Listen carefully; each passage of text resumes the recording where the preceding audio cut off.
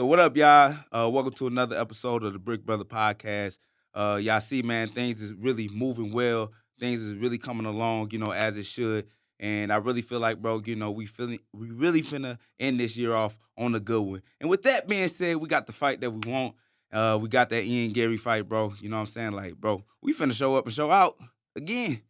So I feel like, at the end of the day, it's just like the UFC really trying to put me on out there. This would be my fourth fight this year. I didn't really think I was gonna get it. Right. But at first I was asking for Usman. I ain't gonna lie. I was asking for Usman and seeing if that matchup would be made. But they gave me Ian. And I think right now with just, the name of Ian and the streak that he's been on, because he's been competitive too. So they might call him the cuck, but he ain't no duck. You know what I'm saying? So, he been calling out Kobe, he been calling out Usman, he been calling out Shawkat and stuff like that, and he wasn't able to get those fights. And the UFC didn't mess around and gave him bucks. So I feel like, man, this is definitely gonna be a show that everybody want to tune into. Yes, sir. All right, so let's take a step back for a second. Obviously, I know how the fight came about, but how did it come about? How'd you get the call? And what was kind of the process? Man, look, bro, I was cooking up on some eggs, bro, in the morning, and man, just got that call, from Sean Shelby, and he just told me about this the situation where, yeah, if I take this fight, it's gonna be a main event. It's gonna have my name, my face on the poster, which that's a big deal to me, because I don't just feel like I want to be on the show, I want to be the show, So with that being said, I was like, bro, I just gotta take this opportunity. So we went ahead. I mean, as soon as he told me who it was and it was a main event, I just said, yeah, let's run it. No, absolutely. I mean, it was kind of crazy. Off the heels of the Wonder Boy fight, Electric in Utah, a great performance. Obviously I was there, but another tough opponent. Number 7 in the world? Ian Yeah, Garry he's number is? 7. Yeah. Obviously, I knew you had no hesitation, but I think it's just kind of interesting, fans to realize how these fights come together. Right. And, you could have sat on your laurels and said, I got 3 wins this year. I just got a big knockout over a big name guy, and you took the fight.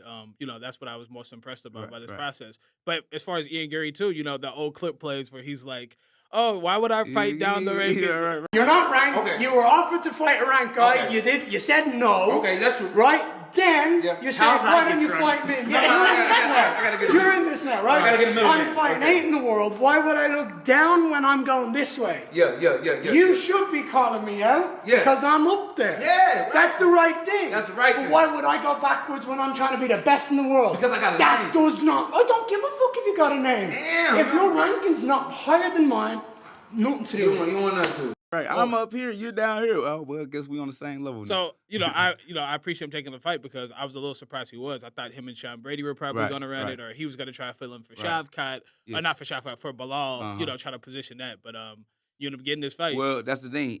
He's trying to be active too, Of course. And that's one thing I got to give him.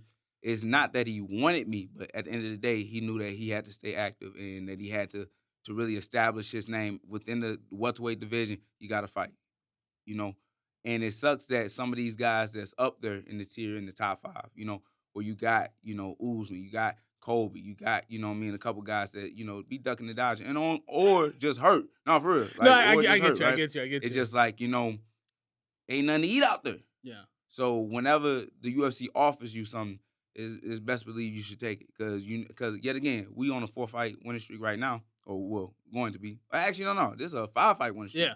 5-fight winning streak. Got one more on the way. I really feel like yet again not trying to force it, but I think things is gonna slow down as soon as I be in, because it ain't gonna be a lot of people that's gonna want to try to fight me. Once I try to move up that ladder. Yeah, I mean, I think this fight just kind of, continues to legitimize the welterweight run. I feel like when you were fighting, what's my name? What you talking about? Uzbekistan? No. Well, that fight too. Uh-huh. But the first 3 opponents, everybody kind of wanted to say, "Oh, Vicente Luque was after the brain bleed." Then you fought Andre Fiallo, and he got knocked out by everybody. Right. And then you beat, I forget, I can never remember his name. He's a veteran, Buzzcut. Buzzcut. Oh, you talking about Alex Morono? Alex Morono, Yeah. good fighter. Yeah, Shout yeah. out Alex Morono. But you beat him, and people are like, oh, well, Buckley was supposed to win that one. And then you beat Wonder Boy. He's old, and Ian Garry's undefeated. It's okay. High ranking. I feel like Right. it's a perfect opportunity, Exactly. just to show your skills and show Right, that right. you really are that welterweight. You're gonna take the throne and everything of that nature. Mhm. Yeah, because everybody thinking like Ian just gonna go out there and just like snipe me, right? And which is cool, But I really don't see that type of power with Ian Garry. Like, does he have the ability to knock you out? Most definitely. But it's just in his last 3 fights, I haven't seen that type of power. I haven't seen that type of, striking from him. My thing is, I think Ian does a good job at just trying to figure out how to win, right? Just to stay alive, to survive. He did a good job with Jeff Neal, just surviving and just winning certain moments in the round. MVP, he switched it all the way up and worked on that grappling real hard with Damien. You're right, exactly. Yeah. So, I just feel like for me, like the Ian Garry fight, what people's perspective of me is going to change yet again because, like you said, he's undefeated, right? He's number 7 in the world. And it's just like, yet again, that idea of people thinking how great of a striker he is. Once I knock him out, then, what they going to say then? And honestly, and I take nothing away from Ian Garry. I think there's a lot of things from a stylistic standpoint, and he's very crafty. He's a good fighter, tough, all those things, all those attributes. As much crap as he gets online, he's undefeated for a reason. But, I feel like Wonder Boy was a much more complex puzzle. And with Ian Garry, he's very talented, but a lot less tricky. I would say that. But with that being said, we know he's going to be running for 25 minutes. And guess what? Like, he's not going to change that. He's not going to change that. I already know that once we go out there, he's going to be smart enough to stick to his game plan. Of course. He's not going to change it up. Even if, we get a good hit on his ass, like, I would give Ian Garry that. Like, he's very disciplined and very poised, like, even when he's in bad situations, to just think his way out. He's a smart fighter, for sure. Most definitely. But on top of that, and this is like kind of swinging out of, topic, but for me, I can't lose to this dude. Why you say that? I mean, I know why you don't want to lose to, but no, fuck that. But why loss is a part of the game. Like, the reason why I cannot lose to Ian Garry, right? It ain't got nothing to do with what he do with his girl in the bedroom. That ain't none of our business. But any motherfucker that get in the cage and start twerking and bending over, bro, I can't lose to you, bro. That's like, he literally gets up, gets in the cage, do his little Conor McGregor walk. Yeah. He touches his toes. He started throwing that thing back like this. And I'm just looking like, I can't get knocked out by a dude like this. I agree. It's like the Jordan Levy. And I fuck with Jordan Levy, but like, if I lost to a dude like that and he start hitting the splits on me, like, bro, I might have to go get the gun. Appreciate it. Go get the strap. Shout out 50. Yeah, that's hilarious. But no, bro, like, I'm excited for this fight. I'm excited for this matchup. I feel like this is really the one that's really going to make the name. This was really going to make us pop.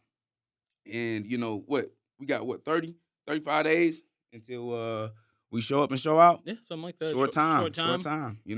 Like I said, just with that being said, I'm glad the fight came together. It would be easy for him to, because I feel like the narrative still kind of exists a little bit for people like, oh, Buckley's not legit. He's not legit. And he could have been, oh, I'll fight Usman. I'll fight Colby. He couldn't get him though. Yeah, that's what I'm trying to tell you. No, I believe it, but obviously there's certain fighters who want to sit and wait, and there's certain fighters who do. So I, shout out to him for taking the opportunity, and I look forward to that one. First main event, Tampa, right? Yeah. December 14th. We're gonna be out there a week earlier, so we're gonna be out there for UFC 310, the Washington event. We're gonna pick a little spot in Tampa. So Tampa, get ready for us. We're gonna be out there.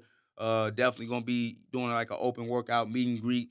And as well, we have some merch out there for y'all to get that's special to Tampa. Y'all be the first ones to get them. And then once we knock out Ian Garry, everybody else will be able to get it and be available. There we go. Yeah. All right. We got UFC 309 on the coming up next week. Okay. Who 309 again? So that's Jon and Stipe. Oh, that is Jon? Yeah. Jon that's already Jon. Yeah. So we can get into predictions. He fighting Aspinall? He fighting Aspinall? He's not fighting Aspinall. Oh, okay, crazy. Who he fighting again? Stipe. He fighing Stipe? Yeah, Damn, I didn't know Stipe was still fighting. I mean, they got him out there wheelchair? Barely, but I mean, this is insane. I've never seen a circumstance or scenario where the interim champion is healthy and the actual champion is healthy, and then they say, you know what? Let's just look around and let's go find number 7 in the world. I've never seen that ever in my life. Matter of fact, I don't know if he number 7 for real? I think Stipe has like 7. Damn, that's crazy. Due to inactivity, his last fight. No. You ain't getting no arguments from it. That makes sense, but he got knocked out at least you could have made an argument like number 1 contender still. The last guy he fought was Francis Ngannou, and Francis ain't fight for the UFC in 4-5 years. Yeah, that's wild. Yeah. Hey, it is what it is. UFC finna get this bread though. Yeah, I mean, I'm gonna watch. I'm not gonna say it's not gonna be entertaining, and I think Stipe has a better chance than what people think. Obviously, Jon Jones, one of the goats, undefeated for a reason. I ain't gonna lie to you, bro. What's one video you seen Stipe posting? I'm talking about just even a workout video. I bro. see no one coming. I don't think my man got any chance, bro. I ain't even gonna stop. I love Stipe. He was talking about being a firefighter. I saw that video. You know, he's still active that's cool. duty. So he's still, in there training. The firefighters, they get down. For sure. They ain't scared to run into the fire. But sometimes that, collapse. You stuck in that house. Man, I just hope it's more competitive. I just want to see a good fight. Because there's a narrative that exists for Jon Jones that his former opponents, his resume has aged, kind of poorly if you kind of look back in the same context. Right. And this would be adding to that also with him choosing to elect to fight Stipe, who hasn't won a fight in a while, and then fighting him at the age of, he's like 42, 43. He's getting up there, right? And you could fight Tom Aspinall, who's the killer. So I just hope it's a competitive fight, so at least we can say Stipe deserved the title. Most of. And then what Jon Jones said, he'd rather fight Alex Pereira too now. And trust me, I think Alex Pereira would be a crazy heavyweight. But it'd be like the matchups got to make sense for him, right? Like Cyril Gane versus Alex Pereira, like in the cage at heavyweight. I think that'd be a dope-ass fight, but it's just like anybody with the ability to wrestle. They're going to take him down. They're going to take him down. Curtis Blades, anybody like that. All of them said it, too. Yeah. And look, heavyweight's smarter than what I thought. As soon as they heard about Alex Pereira trying to make that move, Blades was like, yeah, I'm going to take him down to me. Tom Alex was like, yeah, for sure. Like, he's going down on his back. Shama. It's just like, for me, it's just like there's certain situations, and I know that Jon Jones is one of the smartest fighters out there, but nobody is dumb. Yeah. We know what you're doing, right? For sure. And for me, it still like you want to take that and you want to become not only just the GOAT, because he's already that, but, he want to become just like the greatest light heavyweight of all time, and then also that GOAT at heavyweight. We can't get that to you, bro. Of course not. Because there's nothing that he has really submitted in the heavyweight division. Yeah, you beat Cyril Gane. That's cool. He wasn't even the champion. He wasn't even the champion. That was his first opportunity to fight again for the belt, right? And now you fighting somebody who hasn't fought in damn near 5 years and got knocked out real bad by horribly. Yeah. So it's just like, if you fight this motherfucker Tom Aspinall, who has shown and who has proven that he is a decorated heavyweight, and not only that, he got that hardware too. Like, that's how you prove it. That's how you show the world that, yes, you not just the greatest of all time in the weight class that you came from, but just overall fight. Yeah, in my opinion. No, I would agree with you. If he could beat Tom Aspinall, especially similar to how he beat Cyril Gane in devastating fashion, for sure. No argument, no, I would shut up. Mm-hmm. I'm gonna. Yeah, you big. No, big Jon Jones hater, cuz. No, I'm. Wait, see, don't put that fake narrative out there. Don't put that fake narrative out there. Having Jon Jones talking.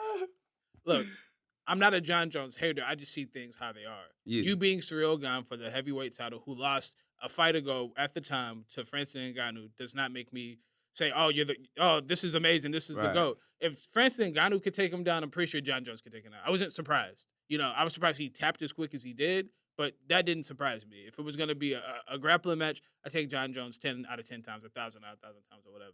But my thing is with Jon Jones fans, they just pretend that there weren't like holes or questionable fight. Like you being Chael Sonnen, like of course you just took a late opportunity. Chael never had a chance to win that fight. Most of the contenders that he fought would be undersized today in 205. And then you see fights against bigger guys, and it looked much different. When he fought guys kind of his size, he had a lot of trouble for the most part. Dominic Reyes, even Ovince St. Preux was kind of a fight that wasn't as dominant as we were used to seeing. So that's it. It's just a fair critique. And when we get to Tom Aspinall, I won't say Jon is ducking. I feel like Tom's been such an asshole that I don't want to do business with him. It's just like I think he's in legacy. Well, he is ducking, but I won't say he's ducking because he's afraid. I think he's in like the Floyd sphere of his career. GSP did it too. It just happens where you're kind of protecting your legacy. I think Jon knows there's a fair chance if he fights Tom Aspinall, is a chance he could lose. And why not get paid? Why not get paid probably the same amount of money to beat a bigger name? I think that's just kind of what it is. But with that being said, great business move. If you want to shut up the haters, and you haven't really been active and you haven't done anything, you don't have anything to prove, but you do owe it, in my opinion, as the responsibility as the heavyweight champion of the world. You do owe us. Like if you look at something that's crazy, Tom Aspinall has beaten like 7 guys out of the top 10. And he's one of the guys in there. So you take away him, there's only like 2 guys he hasn't beaten. He beat Pavlovich. He beat Curtis Blades. He beat who else did he beat? But like, if you look at the list, it's like maybe Jailton Almeida, maybe Stipe, the Russian, Volkov. Yeah. So it's just like a couple guys he hasn't beaten yet. When you say he's not deserving of a title shot, what has he done? He's beaten damn near everybody. Right. Bad. And is this the first time somebody defended they interim? Like I think he defended the interim. Yeah, it's like the strangest thing in the world. And like like I said, Jon doesn't have to prove anything to anybody, but you do owe it as a responsibility as the champion to fight the best guy. This is where MMA kind of gets a bad rap, where it's like you just see goofy stuff like the the champion of the world. Oh, instead of fighting the number 1 guy, like the situation with Ankalaev, it just looks goofy at some point. Right. You just got to fight the best guy at some point. That's it. That's it. Yeah. But what you trying to prove yourself, So in my opinion, of course, yes, he's ducking, but not because of fear. He's ducking because why not make the same amount of money for easier night? If you ask me, Chael's trying to. I would have did the same. Yeah, Chael, he has a good quote where he says, somebody asked him who his dream opponent was. He said, "I take the smallest guy with the least ability for the most amount of money." I don't blame you. That's the business. I get it, but come on, get a guy a shot. Yeah. But that's the thing, like I said, for me, it's just like we all see it, we all know it, no matter what Jon Jones posts, because like he always, on Instagram and commenting like, saying if I was scared of this person, don't you think that I will fight him, like it's just at the end of the day, it's just like, bro, let's just go ahead and get this shit over with, right? Get this Stipe fight over with. Don't retire, right? Because that's what they plans is. They plan on retiring no matter what. But I feel like yet again, like you said, you owe the fans, you owe everybody that. Definitely, if you want to submit that name as the GOAT at heavyweight, because at the end of the day, bro, people just got to see that ride. We got to see that ride out, If not, it's just gonna be a major asterisk on his heavyweight reign because you didn't beat the actual champion. Not your fault. I mean, some people look at it as your fault, actually, in the sense that when Francis was there was no fight to be made. Right. And then when Francis trying to put that size on. Then when Francis leaves, you come in, then you fight the guy Francis beats, and then you're the heavyweight champion. And then instead of fighting, obviously the clearest, most dangerous opponent, you choose to fight Stipe Miocic, which I get it. Most heavyweight defenses consecutive, of all time. I get it, but come on, man. It's been a long time since that day. Yep, that ain't it. And what else we got going on that card? Yeah, let me look. I really. Oh, you got Charles Oliveira and Michael Chandler. I thought that's the co-main event. I'm like, no, I thought they said they fell out. No, I'm pretty sure. That's still going on. They said Charles Oliveira fell out. No, it's still right here posted. Still going? Yeah, it's still posted. Okay, I mean, unless they change fake news, yeah. Man. That should be a good one. What, the rematch? Yeah, rematch. Right? Michael Chandler was getting busy with Charles. Oh yeah. Before we go back, so your official pick for the last one is Jon Jones. For the last fight, Jon Jones, Stipe. The last fight you talking about the main event? Yeah, because we give him predictions. Yeah, that's easy work. So Jon Jones. Yeah. So you going with Stipe? Well, yeah, why not? Yeah, fuck it. probably not, but I'll go with Stipe. Fuck it. But yeah, back on Charles Oliveira and Michael Chandler. That's gonna be a good one. Another exciting fight. 2 guys that's been doing this shit long before I even got in that thing. So I feel like these guys, whatever, they just really just trying to, get that big money fight. I don't know, what does it do for either guy though? It really don't do anything. It's just a fun fight for the fans, to really just be able to enjoy, be able to watch. I see another finish, no matter which way it go. I see another finish happen. But Michael Chandler does have a great ability to finish Charles Oliveira in the first round. But I feel like if it goes past that first round, Charles Oliveira probably gonna get him again the same way. Yeah, I take Oliveira. I just think that Michael Chandler at one point in time might have been the best lightweight in the world, honestly, like his skill set. But obviously people question his fight IQ. I think sometimes he looks to be exciting over being practical. And I think with somebody as dangerous as Charles Oliveira, you have to be very calculated, have to stick to your game plan, and put aside just put on a show for the fans. I feel like if Michael Chandler has a smarter approach, which I don't see happening, and also, there's probably a reach factor for Oliveira and everything, so he can't really just sit and wait and then trying to use his wrestling. Oliveira is fantastic with the guard stuff and landing elbows. So I just think it's kind of a bad matchup for Michael Chandler. Now that I kind of just said all that stuff, Mm-hmm. but I think if he approached it maybe a little smart, could be more competitive.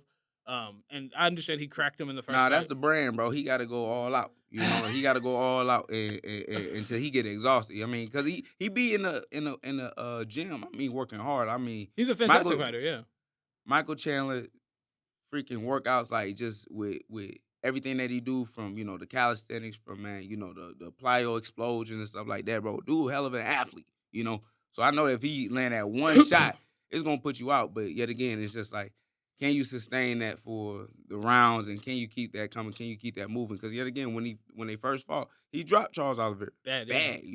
So yet again, he always has that ability to come forward and be able to really kind of put pressure on guys and really hurt them. But yet again, being smart about it, right? Once you get somebody hurt, are you just jumping on them, or are you picking your shots, right? And I feel like with Michael Chandler, it's just like he doesn't understand that, like, anytime you get somebody hurt, it's changing up the tempo. It's like touching the body now, boom, boom, boom, to drop them hands back down and to finish that person, you know what I'm saying? Completely out, right? So I feel like for this fight, it's just like Michael Chandler could keep it on the feet. Because I don't see Charles Oliveira being able to take him to the ground. No, not right? at all. But his it is a reach factor. But his Muay Thai's pretty nasty too. He has good knees, good elbows. Right. But I was gonna say, well, shit, put it in the boxing frame. Like, literally, that's what Islam did. But yeah, of course. Islam rocked this world, and then what Charles Oliveira do, fell to his back. And a lot of people don't want to go, you know what I'm saying, in that guard with him. Islam's like, nah, I needs that. Yeah, and Michael Chandler's a hell of a grappler himself. Exactly, but that's what I'm saying. Like, I don't think he necessarily need it, right? No, for sure. Mm-hmm. No, I agree. I think one thing that he could do to make his night a little easier, like you said, is just being more calculated with pace. Mm-hmm. Using change of tempo, obviously keeping in a boxing range. And when he gets when he gets Oliveira hurt, be strategic, be calculated. Because how many times have we saw it with Dustin Poirier, we saw it with Justin Gaethje, and we saw it with Michael Chandler. Oliveira is very durable. You get him hurt, he figures out a way how to get up, and the next thing you know, he's choking you out. It's just one of those things where you have to be smart. But in that case, let him up. It's almost as if Michael Chandler believes more in his power than his skill set, and that's crazy because he's so skilled. He's like, hey, dude got a lot of power though. But I heard you though. No, but great power. But use them all together. Fast, yeah. Good condition. Yeah. Great grappling. D1 wrestler. Like, Michael Chandler's a great fighter. I think sometimes he just kind of, I don't. And that's the thing. I can't say because I don't know his game plan. Mm-hmm. I don't know if that's what they're going over. So I can't just put that on him. Mm-hmm. But you only put out what you see. Yeah, that's what I be saying. Like, my man be trying to rock their world in the first round and then just be depleted after that. So like, who said they was gonna come out to fight Michael Chandler if Oliveira didn't fight? Oh yeah, Dustin Poirier.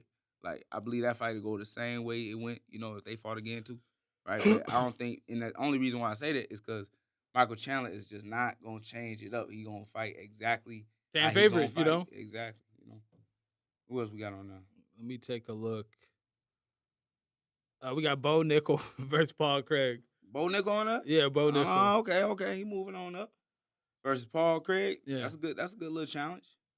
I don't know. I like that. I like that little matchup. Right? Is Paul Craig a striker? Hell no. But I really feel like the threat of the submissions on the ground could do something with Bo Nickal. Bo Nickal has done a couple of jiu-jitsu tournaments, man, with some high-level guys, but he never wanted to take them down and actually want to play with guys in the guard. Like, he'll just be able to. Who did he go up against again? He went against Gordon Ryan. Yeah. He lasted a while. He did, but at the end of the day, it's just like still levels to a lot of things. No striking in pure jiu-jitsu too, so it's different. Right. Paul Craig's one of those guys. If he gets on top too, he's really good about being vicious. Too. Yeah. No, that's a good matchup. Man. I really feel like it'll be able to show what Bo Nickal's really been working on, how he has really advanced in his career. Because yet again, a lot of the guys that he fought been kind of tailor-made to him, right? The only person that did have a wrestling background that not even gave him trouble, but like gave him issue with Cody Brundage. Him. It was Cody Brundage. That was it. Right? Yeah. So it'd be good to see somebody be able to transition from one thing to the next if they get shot on. Because Paul Craig, I don't think gonna be worried about his wrestling because he don't mind being off his back. Yeah, that's true. I just think that in MMA, trying to play guard is not necessarily the smartest thing. Obviously, we saw it with Jamal Hill. It's possible, but I think a wrestler of the caliber of Bo Nickal probably won't get submitted. Like, it just probably won't happen. And the only way I could see it happening is Paul Craig can hurt Bo Nickal on the feet, Mm-hmm. which I do think is pretty even striking wise, right? Mm-hmm. A lot of times when we see two really good grapplers fight, it's usually striking war. a kickboxing match, Yeah. So I think we'll see a little bit of that.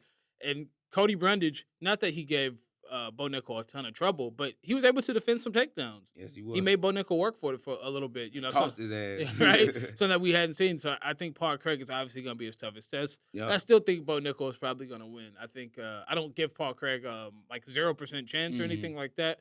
I just think that Bo Nickal's a much younger guy, kind of on the up climbing. Right. Paul Craig, this is a good step up for Bo Nickal. Yeah, he's a veteran, really good fighter and everything like that. But I think Bo Nickal's a really smart person. He's taking fights that he really believes he can win. He's not believing too much in his own hype and this and that. Like he's staying away from the Sharks for right now, and that's smart. He has a long career ahead of him. But I think he's pretty sure he probably could win this fight. And that's why I think that's why I think he took it. No, most definitely. No, I'm still locking in with Bo Nickal, but it's definitely gonna be a challenge. Yeah. It's not just gonna be a little no. like everybody else. It ain't gonna be no Jamie kick it. It ain't gonna be like my buddy who he just got in the UFC. Now he out again. But regardless, though, it's just like it's a situation where like you gonna have to make sure you're doing what you're supposed to do. For sure, especially if Paul Craig can hurt him, I think he can submit him. But that's a big if, Yeah. Next fight we got on this thing, we got Vivian Araujo versus Karen Silva. I don't know who them girls is. You I ain't gonna lie to you. I can't even pretend. Who we got? You did. I probably seen them before. You did a diagram. Look at a picture. Oh man, they look like they related. Jesus Christ, the both. All right, this 309. Yeah. All right, I'm on the prelims. There we go. You said skip that. Yeah, I don't know them. That's I ain't never watched them fight, so I can't even have no pick on that. That's super funny. I go with the best her. I'm gonna go with Vivian. I go with Vivian. Vivian's a vicious striker, so I can tell by the her. You go. Yeah. She has good Muay Thai. She's a good fighter. I think that's a tough one. It's a pretty competitive match, but I think I'm gonna go with Vivian Araujo on that one. Okay, all right, good pick. And then this one, I don't know how this made on the main card. I'm not trying to hate. Mauricio Ruffy versus James Liontop. I think Mauricio Ruffy, he's the guy everybody was comparing to Conor, I think. I'm pretty sure. You can look up some stats on him. I don't know. James Liontop. I saw him. I know Ruffy though. Yeah, he's the one that the Brazilian guy that compared to Conor. I guess so. He kind of got that look, like with the mustache too, or the beard. Well, yeah, I think that's the guy.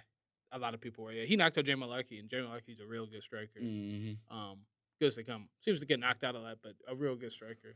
No, I'm not. I had to put that out there. No, Jay Malarkey. I feel like he always fighting another really, really talented striker too. Yeah, right. And he doesn't fight scared. He goes out to win, and that's something that happens unfortunately when you go for it. But I've only seen Liontop fight. I don't even know if I'm saying his name correctly. Yeah, but Lionheart nigga. I saw him fight. He fought I want to say a few cards ago on a fight night. It was cool. He's a tough guy. They had a competitive kickboxing kind of match. Right. I think he ended up coming on the losing side. Maybe he won. I don't remember, but I'm gonna have to go with the dude. I'm gonna go Mauricio. Yeah, I'm going with Ruffy, guy. I'm going with Mauricio. The Brazilian Conor McGregor. Yeah, I'm going to go with that one for sure. Yeah. So you want to do a watch party out in Tampa? So yeah. People can lock in. First, we got to do one here in St. Louis, and let's do it for 3010. We'll figure out 309. 309. My bad. Yeah. For 309, we definitely gonna do another watch party like we did for UFC 308. And yet again, I'm so appreciative for you guys for coming out and showing some love, getting some merch. But yet again, we're going to do it one more time before we head out to Tampa and get ready for this fight. So yet again, y'all be ready for that. We're going to be posting that real soon through this following week, man, and we'll get back to y'all. All right? Yeah. So, Joaquin, who are your picks for the best fighters with cardio? Guys who can use pace as a weapon. Who would be your top five? Look, I know you capping. What? Because I know you already got your list. No, I didn't bring a list. I promise. No list. I got a couple notes. I don't. Okay. Just for pure cardio, no, like nothing else, no. But other talents, was effective for using cardio as a weapon. How about that? Because you can use cardio and get your ass whooped. That doesn't really matter, right? No, but that do matter because you got good cardio though. Like no. We just gonna do like just pure cardio. But I mean, they weaponize cardio. They weaponize it so they get wins off of their cardio. For sure. I ain't gonna lie to you, bro. So the first person in my you don't have to go particular order. Yeah, no, I ain't go. Well, I got to. I got to give one to Derek Elkins, the damage. I like that. All right, that's a good pick. He weaponized his cardio. Even though he's getting his ass whooped, he definitely weaponized his cardio for sure. Clay Guida is the same type of fighter, same type of individual. You know, especially in the early days, especially back then. Let me see if I can get somewhere around this era right now. Somebody weaponized their cardio.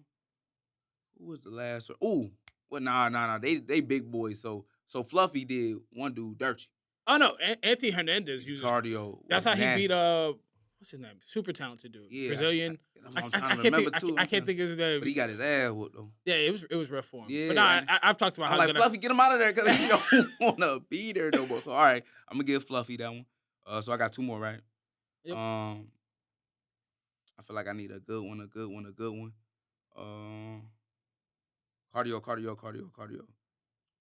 Shit, myself, bro. Fuck that. There we go. You can throw yourself in there, bro. You know what I'm saying? We definitely gonna see with this 5 rounds. So I hope this lives up. So I'm gonna put myself as number 2, and then my boy Marab. There we go. I like number 1. That. Yep. So I got Marab, myself, Fluffy, Clay Guida, and Derek Elkins. Those are great picks. Top 5 cardio. Yeah. Yeah. So my 5.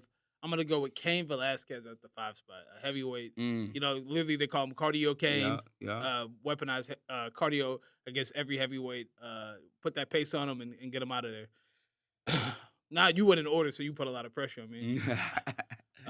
Number 4. Let me see another guy. Tony Ferguson. Damn. T-Ferg always use cardio. I gotta make a replacement now.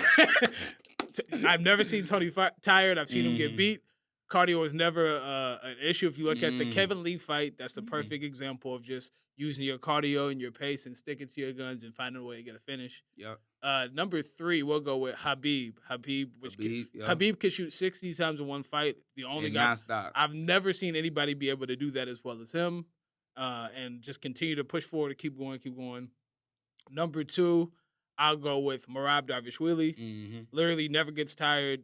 He could catch niggas necks in the 5th round. It's crazy work. Wrestle, strike, whatever. No problems for 5 rounds. And then number 1, Frankie Edgar, the answer. I've literally seen this man when the fight against Uriah Faber was the craziest thing I ever saw in my life. He fought Uriah Faber, beat him soundly for 5 rounds. Got on the mic, didn't breathe heavy anything. Bunch of takedowns, bunch of wrestling exchanges, bunch of striking, and wasn't even breathing during the interview. Was nothing. And that's the thing, like Frankie Edgar, got to give a shout out to him. Like he the one that really kind of showed me how important footwork is. Best footwork in the game. Especially if you fighting big boys, right? Because he was fighting in a bigger weight class for himself at the time. He wasn't even cutting no weight at 155, you know? So, I mean, he was always on his feet, always on his pedal. And yet again, that's how he kind of, weaponized his cardio against guys because he could keep moving them feet. He can get a takedown when he needs it. He can also work his combinations in because he's moving his feet forward. And if he needed a break and guys was coming forward, he can use his feet to get out, you know? So, yeah, Frankie Edgar, that's 3 different weight classes. Never seen him take, really need a mental break or anything like that. You know, takedown after take. Look at the Gray Maynard fights. You know, if you look at those, just insane. Can take a beating, get back up, and just continue to push the pace. So that's my top 5. That's a good top 5, man. Yeah, bro. You gotta send me. You know what I'm saying? I wasn't warning beforehand. I wasn't prepared. So your welterweight, the welterweight champion is injured. Your boy Bilal. My man got a good little staff in his foot, little infection, man. And you gotta wash them feet, dog. So what do you think that does? Oh my God. So what do you feel like that does for the state of the welterweight division? For me, Bilal was at least trying or attempting to fight, right? He just happened to get injured. Of course. So if anything, like he would have got the division going. It's the other guys that are up there that are slowing things up and slowing. I'm not blaming him at all. No, right. But obviously this does place a little bit of a logjam. There it is, right? So with that being said, it's just like, if Shadcott want to wait for the opportunity, right? Because he can, he been blessed from the UFC to get that title shot. Why look backwards, right? Why not sit back and wait? Because that's what he was already planning on doing anyway. So I feel like, it's a lot of other guys that need to take opportunities and take chances, especially if they haven't been winning. So yet again, it's only 2 names, bro. It's Kobe and Usman that are in the way. So like it's either y'all get no for real, like it's either I y'all get out me. the way, you know what I'm saying, or y'all, you know what I'm saying, get in the way. Type shit. No, so. for sure. I agree. Not particularly exactly how you said it, but I think that all the welterweights in the top 10 besides, Colby and Usman, and obviously Wonderboy should have given you a call and say thank you because you've done something to open up the division. One at welterweight and at lightweight, we kind of had this round robin where it's just like, oh, okay, Dustin Poirier fights Michael Chandler fights Charles Oliveira fights Islam. And it's like this, Justin Gaethje fights this guy. It's like a circle, just a revolving circle, and nobody ever gets to crack into the top 5 because it's just they keep beating each other or losing to the same combination of people. And you had the same thing at welterweight. You have Leon fighting Kobe, Leon fighting Usman fighting Leon, Usman fighting Kobe fight, and it's just like this, this round robin. Gilbert Burns being kind of in the mix, but nobody like Sean Brady really getting an opportunity. Of course, he ends up beating Gilbert, cracking through. Ian Garry not really getting an opportunity for those top 5 guys. You got, new guys cracking in like Michael Morales. So this is great for the division as far as, in my opinion, Bilal beating Leon Edwards. It kind of breaks that cycle a little bit. So new guys can come into the division. But now we have a little bit of a pause because the champion's injured, so the flow is not necessarily going to go. And I agree with you. I think Usman is aging. You have Colby Covington, who's obviously aging. You have a shorter window. I think, I don't know what the percentage, but champions at 35 and older, welterweight, and below, tend to have a pretty losing record when it comes to title title fights or whatever. So those guys get. I don't know Usman's age on the top of my head, but I'm pretty sure he's 35 or older. Yeah, I like my percentages in that fight. You know what I'm I'm pretty sure Kobe is 35 or older. So it's like whatever's going on, they do have to. No, they know what's going on. They have to make a decision soon because it'll be far too late. And what isn't the division? I feel like that has that many legacy fights. There's not that many guys. You have Usman, who's a champion. You have Leon, who's a champion. Now you have Bilal. That's like it for the top. For the top right 10 now, but you know what I'm saying. So it's like you can't really say, "Oh man, we're just gonna do these money fights or whatever," because there are really no big money fights. I mean, the only money fight and Kobe was trying to hunt for was Dustin Poirier. Yeah, like what you doing? Man, that's bro? still out of out of Leave division. that little nigga alone, bro. Like if you gonna fight and to get again, how you gonna talk so much shit about a person, and that's with Ian, and not take the fight with him? Yeah, that's crazy. Like he could seemed like a no-brainer, right? Still didn't take it though. Like that's one thing I gotta get. Like Ian did not want to fight me. Boy ain't had no choice. UFC was like, bro, that's all we got. Right. You know what I'm saying? Like you either gonna run with it or you not. Ain't nobody gonna miss out on the opportunity to have a main event, right? And be able to put their names under that light and put their face on that poster and be like, this is my show, And yet again, with those guys, they have already done it. So there's no value to them, They just gonna keep doing what they doing in order to keep their names relevant. Right? Yet again, we doing this right here, but like this ain't what I'm trying to be a world champ. Of course. Right? Number this one. just help to get the name out there, right? To get our voice out there. But my whole dedication every time I get up in the morning is to be a world champion. That's not theirs no more, right? They looking for the best opportunity to make as much money. Like what Chael say it again, bro? But you said it so well. He said, "I take the guy with the least ability for the most amount of money. Who's the smallest? Yeah, smallest guy, least ability, but for the most amount of money." Boom, perfect. Yeah. That's what they doing. They taking the Chael Sonnen approach. You know what I'm saying? So my biggest thing is just like, yet again, we gonna go out there and I would love the UFC, but just like, bro, move them down or get them out the rankings. Like y'all still can use them. Right? Of course, they're great. But if they not fighting, it ain't even no reason for their ass to be in the rankings. Yeah, I think being active at some point, matters. We've had this conversation before. What you do against the current crop of your peers should be the most important. Mm-hmm. You have Kobe, who I think he doesn't beat anybody in the top 10 or Right. Maybe hasn't beat a guy in the UFC or something like in a while, like whatever the stat is. It's something crazy. At some point you have to be competitive with the guys who are currently. And I ain't trying to be funny, but last win was Marshall, dog, right? Yeah. And obviously lost to Leon. Yeah. You know what I'm saying? But it's just like. And then lost to Usman, who's still in the top 10. He hasn't beaten a guy. I can't think of him. Mm-hmm. Maybe Warley Alves is still on the roster or whatever. But you get my point. Nobody. No, I'm just saying. But like, yeah. Like nobody, and he ended up losing that guy actually. But yeah, and then Kamaru Usman, they but got but a but but you track story with but that. but you get my point. Like Yeah. there's not a name, a marquee win. Damian Mai's out of the UFC. Tyron Woodley's out of the UFC. So it's like at some point you want to stay relevant. Like how long can we talk about what happened in 2017, 2018? You know, especially when you never won you were never the actual champ. You know, I think you won an interim belt or something. But you know, when you weren't the undisputed champion, it's like kind of hard to go like, oh, I was just the interim champion, so like I deserve.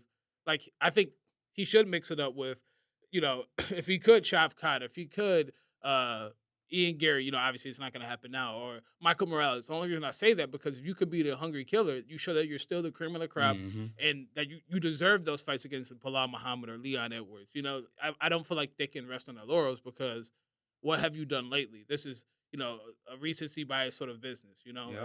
Yeah. But hey, anyway, though, I know it ain't gonna stop our motion and what we got going on. No, So, not at all. but yeah, look, bro, I just wanna, since we on the show, we still got some time. Give a shout out just to the whole team, the Solid Foundation team. Got Reggie Thomas coming out there for my boxing coach for SEL Boxing Academy. He's really been helping me, bro. Not just increase my percentages in getting these knockouts, but also decreasing the volume that I get hit. You know, so we've been definitely working a lot of defense in this fight. You know, because I feel like at the end of the day, it's just like you gotta be aware, especially like if you're moving forward on somebody, on just where them hands is at, right? Your position. Because Ian Garry is definitely one of those guys. If he's throwing to land. Like he's not, just being He's a sharpshooter. a reactive fighter like, Wonder Boy, right? Because I knew every time I stepped forward, he was gonna throw it. It's not the same with Ian Garry. He's way more and I can call it scary, but way, way, way more patient when you start to advance on, So shout out to my man, Reggie Thomas, man, for definitely working with us. As well, want to give a shout out to Travis Brown for Buckley Fitness. Definitely get my body right, you know what I'm saying? Making some man, hey, bro, you're getting old now, bro. You know what I'm saying? Getting 30. So, I'm starting to feel them pops in my knees while I be talking shit to Usman. You hear me? So I really feel like, with Travis, bro, just really helped me out in this camp. He's gonna be out there, cooking up some good food for us too, the health and wellness. As well, we got my man Jeff Hardy. Shout out to St. Charles MMA for, getting the guys that we need for this fight camp. I've been working with this kid named Jackson. He's 6'4", got the same length as Ian Garry, and I just really feel like, it's good to work with these young, hungry guys, right? Because at the end of the day, it's just like you don't want to get too comfortable just being in the gym, just doing what you want to do, and just like a lot of guys be coasting, of course. Right? Whether that's in sparring, whether that's in just working out, you know. pick the guy isn't gonna go too hard. You're a little tired. You have that gentleman's agreement. So yeah, I'd be like, just my knee hurts a little bit. Come on, man, let's go 50%. Nah, these young bucks be want to get that work, For sure. And it just for me, it just mentally prepares me for a real fight. Definitely. It just shows me that I'm really ready and should be put in a position to be in a 5-round fight. Because I didn't put myself in a position. I worked as hard as I did in order to be able to sustain the success that I've been on right now. So shout out to my man Jeff Henry. Sorry, Hardy. Yeah, I said Hardy. Yeah, the wrestler. Who else? We got my own brother. Right you forgive me. I don't do anything. I just show up. I pretend I know about MMA. Obviously, you guys are gonna know way more about Edrick, especially after this win that we get over Ian Garry. But definitely one of my guys that I definitely take advice from when it comes to just the game plan, and my dude, you can break down any fighter in the world, from Appreciate strength to weaknesses without having to look at the bullshit, because there's a lot of things that a lot of people would do to try to give, let's say, like they'll build up a fighter bigger than what they really are, right? So a lot of people listen to that instead of kind of seeing things for what they really are. For sure. You know what I'm saying? Because even though Ian Garry is undefeated, he still got holes. Of course. Even though Shavkat is undefeated, he still got holes. Holes everywhere. You know what I mean? Like, but he's never lost before. Everybody started off undefeated. Right. 100%. So yet again, thank you, man, for coming out here and being in my corner. Of course. And then got to give a little shout out to my guy, Alex O'Toole, gonna be out there doing the video work. So that's the videos that y'all see on my Joaquin Buckley official page. Doing a fight camp. So, we got something special for y'all. We got a great team with us, and I really feel like, yet again, this is our year to really just break through and really change the game up. Yeah, appreciate all those guys too. Mm-hmm. Reggie, he already knows we have a great collaborative process. You know, I've worked with Reggie multiple times before. Great. Jeff Hardy, brilliant guy. Yeah, you very said it too, nigga. Henry. Hardy, right? Henry. Jeff Henry? I thought it was Yeah, Hardy. yeah, Oh, Jeff Henry. I fucked it. You all be fucking. Yeah. But send my nigga though. Yeah, Jeff Henry, excuse me. Brilliant guy, very detailed. Yeah. Picks up on a lot of great nuanced stuff. Well versed in martial arts and just very smart guy. Shout out to St. Charles MMA. Mm-hmm. And then of course you already know Travis. We go way back, so that strength and conditioning, mental fortitude, and taking care of the body, all that. So you know, I'm happy to work with these guys. I'm pumped for another great opportunity. In December. So just looking forward to it. Get it, man. Yes, yeah, bro. It's gonna be a banger, bro. We got anything else we can close out with? We got 10 minutes. Shit. I mean, we want to use all this time. Yeah, I don't know if y'all know this. Studio time costs, right? So we need y'all to go ahead support the Solid Foundation. Yeah, please support us. You know, new studio, but same team, same show, right? Yeah, exactly. But yeah, what are you looking forward to, I guess, for MMA? You know, just coming up besides yourself. Is there anything on the horizon for you as a MMA fan? Because, you know, we all started out as just fans before we competed, before we started coaching and whatever. That gets you excited. It could be just division, it could be fighter, it could be whatever. I got you. Actually, right now I'm excited for Impa. I think he's having another fight, getting another chance to win another meal.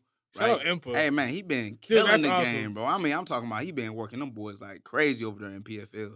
But I'm actually excited, bro. I think let me not lie. Let me get the date real quick of when he fighting. But yeah, shout out to him, man, and everything that he's been able to do with his career because it showed didn't slow him down at all. And it actually gave me motivation on what I could do. For sure. You know? Impa's a monster for sure. You know, obviously being famous for getting knocked out is a tough thing to come up to overcome, excuse me. Mm-hmm. And mental fortitude, you know, getting cut from the UFC. I think it was 2-2, you know, had some ups and downs, and then goes to the PFL, moves the division, and just starts, you know, fighting his ass off and, you know, been handsomely rewarded for his efforts. So shout out Impa Kisaga. November 29th. That's my birthday. Yep. 11/29. Yep. Looking forward to it for sure. Mm-hmm. Never met Impa personally, of course, but just how he handled that situation, the class act. Okay. You know, took it on the chin. No pun intended. Like, how you act if it happened to you? What would you do with it?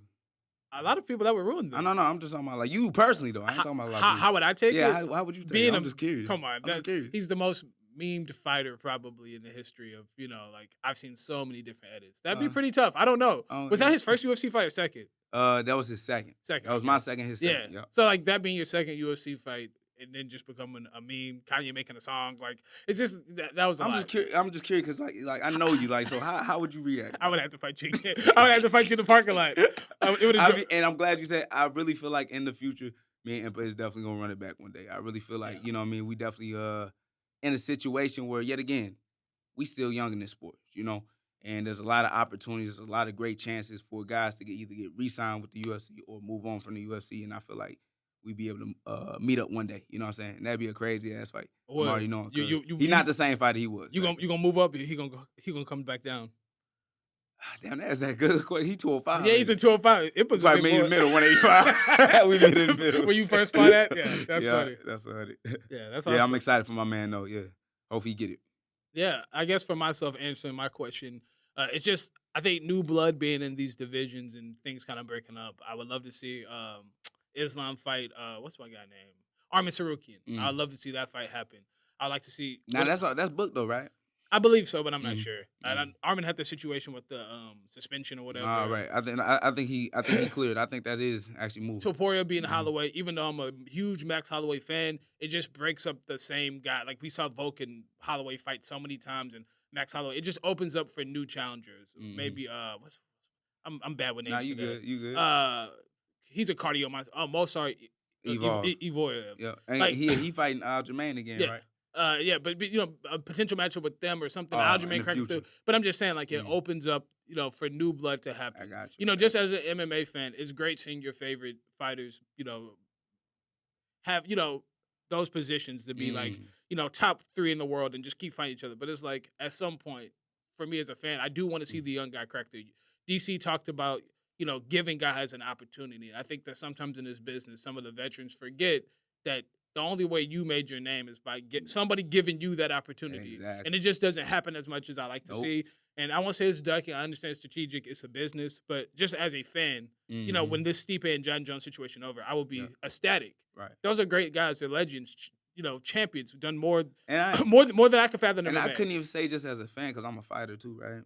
It's like, as a fighter, like, we got to hold a respect for the game. For sure. Right? You know the position that you have been put in. Where, yet again, you had to fight a name to become a name, period. I don't care who you are, right? And you know that's just how the cookie crumbles. Like, even if you heading out the door, I want my last fight to be that banger. For sure. You know, and be an individual that I feel like is respectful enough to hold the division as it should, right? That's the type of fighter that I would want to fight. You know, I don't want to hold, you know what I'm saying, one of my last fights on somebody that, like, oh, I know I got this one, right? Because I didn't pick some bum out the group, right? So I really feel like it should be a code amongst fighters. Like, bro, definitely when you got that belt, first off. I agree. Right? That you fight the next best guy. Because that's the only way that you can have respect for that belt. That's the reason why I have GSP so high on my list is, for GOATs, Mount Rushmore, whatever the case may be, is because you just think about how many unique opponents he fought at welterweight. Yes, of course, he fought Matt Hughes and Matt Serra twice, but he gave opportunities to Fish, Koscheck, Thiago Alves, Carlos Condit, Diaz. Dan Hardy, Jake Shields. Just so whenever there was the new scary guy that everybody was afraid of and didn't want to fight, he fought him, and I think that's where you make your legacy at. Whether you win, lose, or draw, taking those opportunities, taking those fights. Volkanovski, what he did against Topuria, he didn't run from the opportunity, and that's why Volk will go down the way Volk's going to go down. Jose Aldo just fought whatever the dangerous guy is. I'm glad you said that, though. I'm glad, no. But because it's getting back to that. What you just said, the welterweight division is getting back to, right? Where it's not going to be, if you win the title, you're going to be having the same 5 guys or the same 3 guys in rotation fighting each other, because that is crazy now that I think about it. Even for Kamaru Usman, like he got what 5, 6 title defenses, something crazy. I think 5, but 3 opponents. Yeah, right? Kobe twice, 2 of the same guys. Masvidal twice, right? And then who's the other one for his title? Well, he beat Tyron Woodley. No, Gilbert. My bad. So yeah, those are his 5 titles. And that was your teammate. Yeah. Is it like when you really look at it like that, this is like, what was the title reign? Oh, I agree. Because a title reign is, yet again, different names, different styles. No, I agree. Right. And it's one of the things, like, Usman, as far as skill wise, like, definitely, as far as top 5, like, welterweights, but I think it's, people just like, oh, you have Usman number 2. I don't necessarily have it that way as far as legacy as welterweight goats, because you have Matt Hughes, who had his run, and it was really impressive just because it's before the time that a lot of people are familiar with. Right. Doesn't change the fact that, Matt Hughes' run was very, very impressive, beating Carlos Newton and beating all the guys that he beat, obviously. So then you have GSP, who's my number 1. Tyron Woodley had a good run. So between those 4 guys, I think those are the top 4. But, people just like go, oh, Usman for sure, and we were questioning whether he was better than GSP and better welterweight. But yes, is it his fault that he had to fight those same guys? No, it's not his fault. Not at all. What I mean? But at the end of the day, I feel like it's still situations where we didn't see, right, number 7 still get an opportunity to fight for it. Like, I'll be calling out for new work. Yeah, let me get somebody different. Yeah, I don't want the same guy. I beat him already. I didn't made him look, you know what I'm saying, like easy work. Let me get this guy, right? Giving opportunities. And then and still getting paid for this. And then when you got guys like Bilal, who took him 20 fights to get there, it's like, come on, you could have fought Bilal before that, you know? Yeah. So look, you ain't got to show the camera. Like, no, but for real, like, just look at it and count the different fighters. Not myself though. Yeah, what 8 guys? 8 guys, right? Yeah. With a title, beating all these guys with a title, and that's exactly how I can see it. Yeah. Putting myself in a position where I can be also called one of the GOATs. For sure. And I got some other plans after that, you know what I mean? Like, but it's just like right now we gotta stay focused. But it's a couple that want to move up. Yeah, right, for sure. And it's one dude that I feel like, yet again, people give him a little bit too much praise, and I don't think he really like that. But yet again, we got you know what I'm talking about. We got to focus on what we focus on, and that's December 14th, bro. Got to get Ian the Cuck out of there. You know what I'm saying? Put Buck hands on him, bro, and get this win and go into the new year pretty much number 7 in the world. Yeah, number 7. Yeah, absolutely. On our way to 1. There we go. Let's go. Thank you guys for watching another episode of Brick Brothers Podcast. Please like, share, subscribe, be a brick. Let's go, baby. Let's get it.